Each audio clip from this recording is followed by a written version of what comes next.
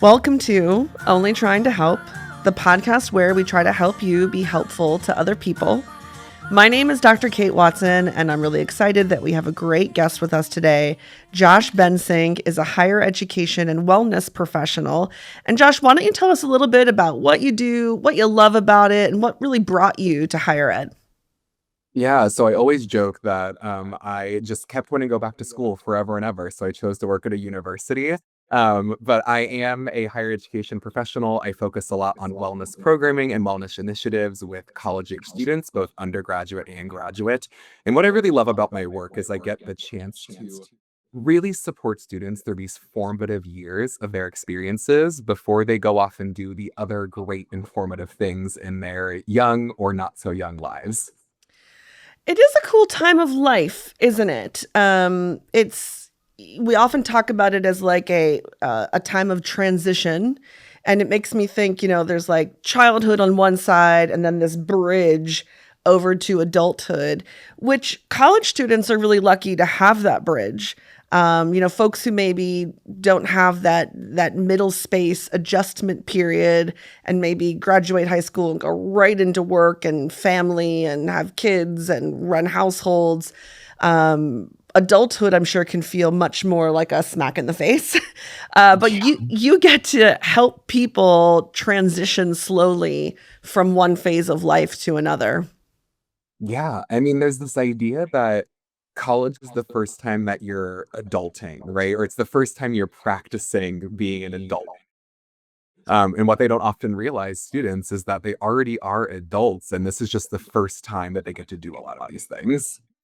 Yeah, and I can remember from doing a little work in higher ed myself, there's also a little forgiveness there in higher ed that we understand like these are adults who may be, like you said, quote unquote, adulting for the first time. And so they're going to make mistakes. They're going to fall down. It's not going to be smooth and pretty. And I remember in many ways thinking of my work in higher ed back when I did that kind of work. I remember thinking of it as like we're creating a place where people can try things for the first time and maybe not be perfect at it. Safe trying, right? Or the ability to be okay if I don't get it right on the first time. Absolutely. That's what we're here for. We know that for most students, this is the first time that they are possibly living on their own, eating on their own, doing chores on their own, right? And really just navigating life after maybe moving away from places that felt like home. And so failing safely or even failing forward, as we say so often, to even move away from failing, we're trying forward, is something that we're kind of tossed with as professionals in the field. I remember being an RA in the dorms, and there was this heavy emphasis on you're going to have first year students who don't know how to do laundry, and you need to teach them how to use the laundry machines. And like laundry, they painted it like the biggest problem people are going to have is cleaning their clothes. And looking back, I'm like, that was such a minor thing. Like the things we face when we go to college are so much bigger than like where do I put my quarters in this machine. And I'm sure now it's all swipe card or something, but at the time it was stuff like that. And yeah, I think we maybe overemphasized some things that we thought were going to be big problems for 17 and 18-year-olds, and really other things maybe turned out to be big challenges. So what are some of those like challenges that college students face maybe for the first time as they're leaving home and kind of venturing out on their own? Yeah, so it's laundry and, right? So this idea of it's not only all these things I'm doing for the first time for like without somebody else, right? Let's say I did laundry, I cooked, I did cleaning with my parents. This is the first time I'm going to classes without a designated group of people to be there every single week, right? It's the idea of I have a new schedule almost every single day that is so different from my experiences in high school. And I am navigating not a standard day. When you get to higher education, you could have the ability to be in class from 8 a.m. until like 8, 9, 10 p.m. And so for the first time, something is just very different from what it has been for the past number of years in your life. Yeah, and you're facing a lot of things around relationships that maybe feel new. This is the first time you may be out of your hometown if you go away to school and having to face, like, how do I make a friend without like just relying on who lives down the street from me or who I walk to school with, or I know you describe yourself partially as a wellness professional. I think about the ways that, like, when you're a child and you're not well, like, your parents or your caregivers may be the first people to notice that. Like, oh, you don't seem yourself, or you seem sluggish, or, are you okay? But as a college student, like, no one's necessarily going to check on you in that way. And so taking care of our well being, all sorts of things. And I guess one of the things I wanted to ask you is what your experience has been with college students and their parents or caregivers, maybe navigating this transition for the first time. I know one of the things that you mentioned to me was there is this urge on the part of parents and caregivers to show up and be there for their students. What does that look like? And maybe you can give us some ideas about, like, what parts of that are actually very helpful and which parts of that are just not that helpful at all. Absolutely. And so I will always say care and love are so helpful always, right? And the ways that they show up is where we start to get a little bit tricky. So I will say one of the largest things that I think we hear a lot just in the world of parenting is this idea of a helicopter parent, right? Of always wanting to be around. Oftentimes, parents aren't here physically, is the idea of what I'm going to call snowplow parent, where I want to clear the way for my students, well meaning, well intended. However, if we're clearing obstacles for the student, if we're doing things on their behalf, if we are constantly trying to clear problems before they even happen. And I wonder how much we are teaching versus how much we're actually doing for our students. Yeah, that makes a lot of sense. I can imagine parents or caregivers, trying to anticipate problems before they even happen and intervene, get involved, call the office, let me handle that matter. And you've said many times, so maybe I don't need to, but it is, of course, well meaning. And yet, a lot of the times, I mean, frankly, we've done like 150 episodes about how things that are well meaning often aren't that helpful. So I know that's a theme everyone's heard from me over and over and over again. But in this case, maybe we can be really specific. It may not be that helpful to clear the path of all potential pitfalls, because if your college student doesn't get to fall in a few of them or make some mistakes, we might be robbing them of some opportunities to learn. You are speaking to my research brain over here. I mean, every single theory and study and in peer-reviewed journal about how students develop their identity in college is through moments of dissonance or challenge and through moments of clarity and support. And so much of what research tells us is that those opportunities for them to feel challenge and make mistakes and figure it out is what helps them feel like an adult, right? Or feel confident and competent in their ability to navigate those in the future. What I love about this is it's not like you're describing how we need college students to walk this road alone so that they can get it right. That isn't the Mhm. word you're using. It's so that they can make mistakes and fall down and skin their knee, and so that it cannot be pretty and perfect. That's actually Mhm. what we want. And I think that's a beautiful way of describing it. I can actually remember being that age, and I can remember feeling like people didn't trust me to make mistakes. Mhm. And I can remember thinking, like, it's not that I think I've got it all figured out, because my parents would accuse me of that.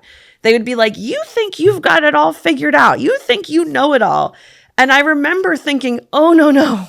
I just want someone to let me go mess it all up and trust that it'll be fine if I do. And I really craved that. I craved, like, let me fail, let me fall down. And it just felt like no one would allow it. Like it felt like I was wrapped in bubble wrap and nobody would just get out of the way and let me just like get a little hurt and bruised up and it's okay. There's this idea that I would love for every parent caregiver to know is that growth requires friction to happen, right? It requires the fall down, that I'm going to stumble a little bit, the I'm going to maybe have a problem. And part of the outcome of that is I'm going to figure out the process for these things. Where I mentioned earlier this idea of kind of the snowplow, I want to clear all the barriers. Let me struggle with laundry for a little bit, right? Let me struggle with navigating how to send professional emails for the first time. Let me struggle a little bit with how to just find my way around a new place for the first time. That is where all that magic happens and where the memories happen, and where, yes, the student can call and say, hey, I had a challenge, but I figured it out. What is really helpful is caring and showing love. So that's exactly where parents and caregivers can be helpful is like just letting your college student know over and over and over again, home is still here for you. We still love you through all of these challenges. We believe in your ability to keep going. We're standing off to the side though, cheering for you. We're not carrying you across the finish line. We are your cheering section. And so it's not like we're saying, hey, get out of the way and don't do anything. We're not saying don't call your college student. We're not saying don't text your college student. We're saying be their support, show how much you love, but like the way that you show it might be in saying, I just trust you to navigate this one. I do. I trust you. I trust that you're going to figure this one out. I love that you're talking about this idea of being available and being there, right? Because I think this instinct to want to care and to love is call me and I'm going to be there. Call me and I'm going to scoop you right up and help you solve these problems. And what we find is there's this magic period. Let's talk about first year students or maybe anyone on campus. There's this magic to 12-week period at the beginning of their time, usually their first semester, where parents want to be very, very involved. They want to be really excited. They want to be there for all the memories. And what we often find that research tells us is that it's smarter to take a few more steps back and say, I'm going to let you figure this one out for a little bit. And then if we are having ongoing challenges, we are here, we are in your corner. But if we're thinking about it from a sports mentality, you're the one playing the game and we're here and the fans cheering you on. That's a really good way of thinking about it. I think we're both kind of dabbling in a sports metaphor. Look at us in a sports metaphor. But I said like we're not going to carry you across the finish line, but we'll be on the sidelines cheering. I think whatever sport, like insert the sport, but your college student's the one playing. You can't play for them, and you can't block the other team for them. They've got to play the game, but we're not saying don't show up to the game. Be there, be in the stands, and be cheering and excited. You know what this makes me think of though? I guess like just to be fair, here we are describing how these young adults need this transition time of like childhood to adult. And I even started by saying, like, there's kind of this bridge that they're walking over from like one phase of life to another. I suppose to be fair, parents and caregivers are probably needing a transition time too. This is an adjustment of a role that is not going to adjust overnight.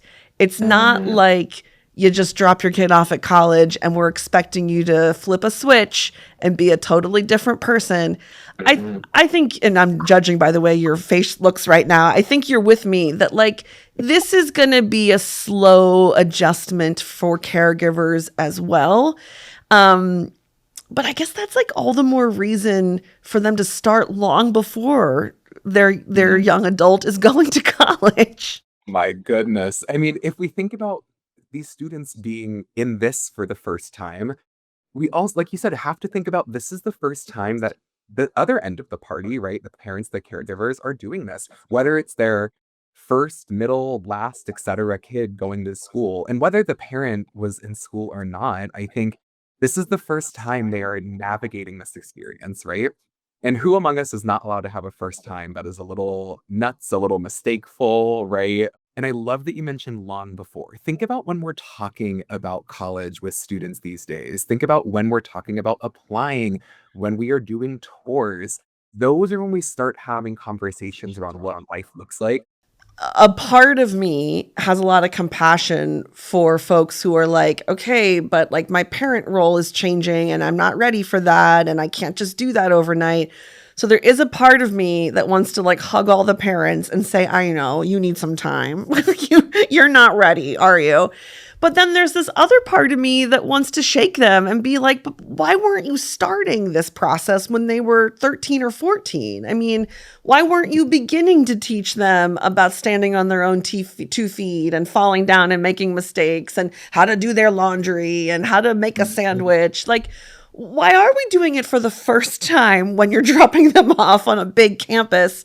And I Yeah. think that's part of what's happening for these parents and caregivers is they're like pulling up with the car stuffed full of things, realizing I have not prepared my child or myself or my spouse for this at all. Like, what have we been doing all these years?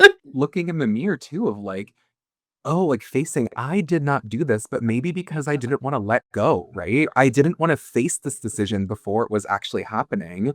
And I think that's okay, right? It comes from love, it comes from care.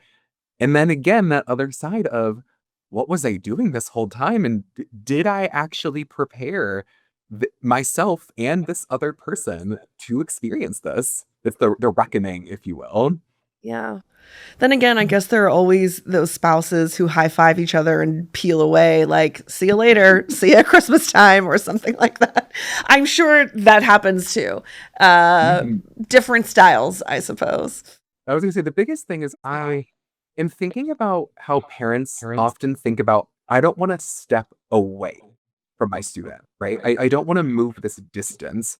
But I think where we're getting stuck is parents think it's either I'm right there or I'm stepping away, but there's not this connotation of I can just step back without being fully away from their experience. And I can distance myself enough, but it doesn't mean I'm not there. Yeah, that there's like degrees of being involved, and it's not all or nothing. And I love that you said that because that is something I feel really passionate about, and I do this in my own life. Whenever I start to realize I feel like I'm faced with it's this or that, I try to catch myself in those moments and go, wait a minute, I'm presenting myself with one of those false dichotomies, and it's almost never a choice between two things. Usually there's a third, much better option if you think. And so that might be true here. It's not that we're asking folks to choose between being involved in your student's life or not being involved. It's not two choices. There's like millions of degrees in there. And maybe it's about finding, okay, where am I today? Like what spot or what point on the dial can I turn up today? And then like where do I want to get to in like a month's time? Or, by the time my student is having final exams, where do I want to have graduated to, and how much could I step back by then? And I think that's a really great way to think about it. Like there may be times you step back in. You might say, "Oh, I stepped back a little too far. It looks like I need to step back in just a tad." And I'll just add to this, parents and caregivers are not on their own to navigate this. You could ask your student, like, am I too involved? Would you like to hear from me more or less? Or are there some ways I could show up a little differently? And that we don't always have to like do a guessing game and try to figure out if we're, landing in the right place.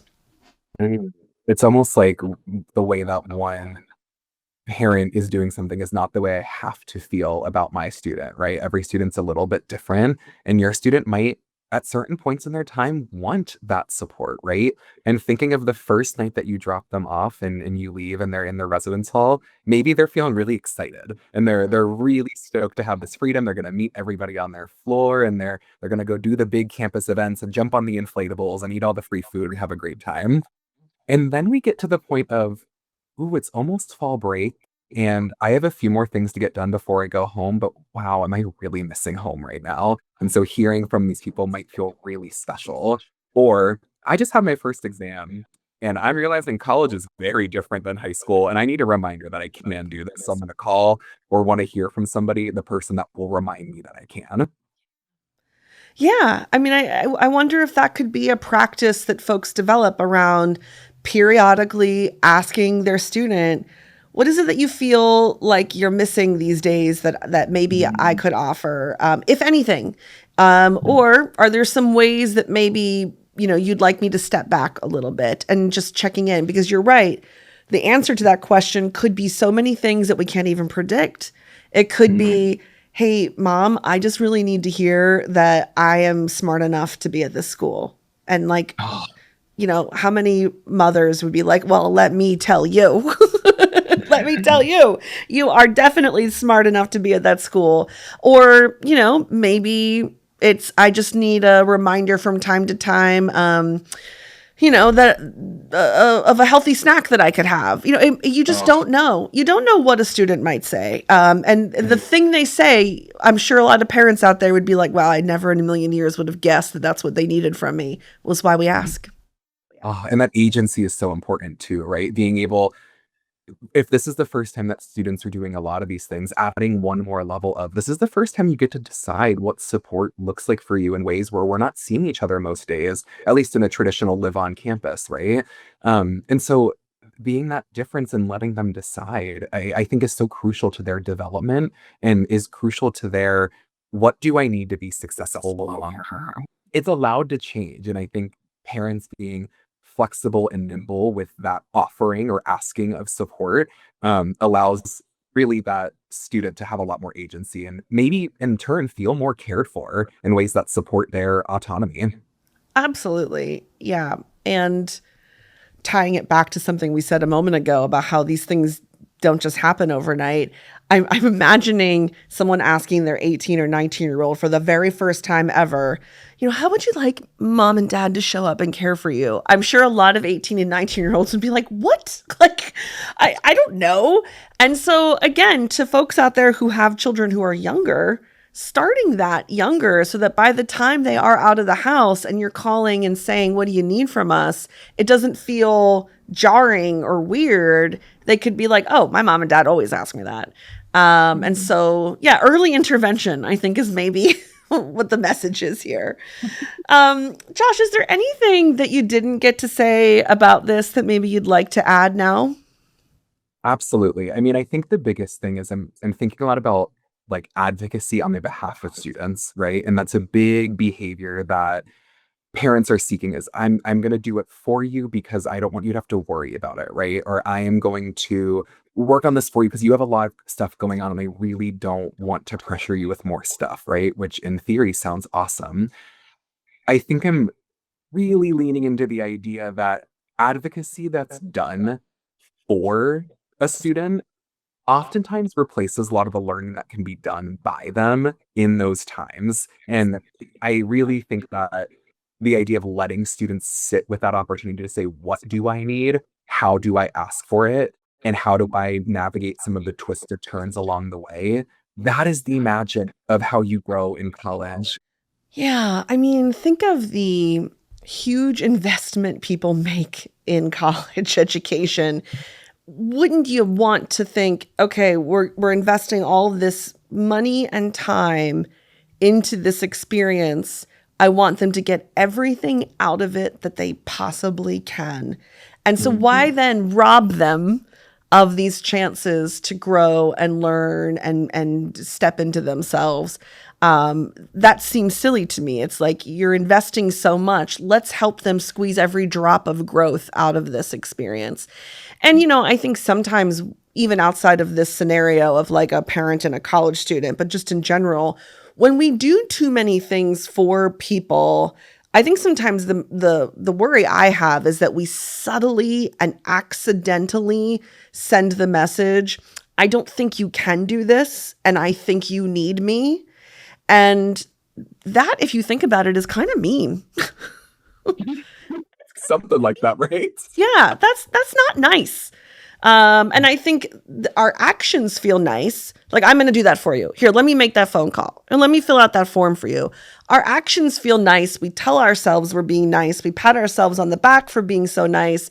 But it's not nice to send the message, you can't handle this. And it's a good thing I came along. That's not a very kind thing to do to someone. And I remind myself of that when I'm tempted to say, here, let me do that for you. If I'm really trying to show kindness, I might ask a person, is there any way that I could be helpful that would be all right with you? And otherwise, I want you to know I really trust you that you can handle these things. Mm, mm. I think there's this idea too of like the return on investment. I love that you use the investment of college and this investment of you want everything out of it.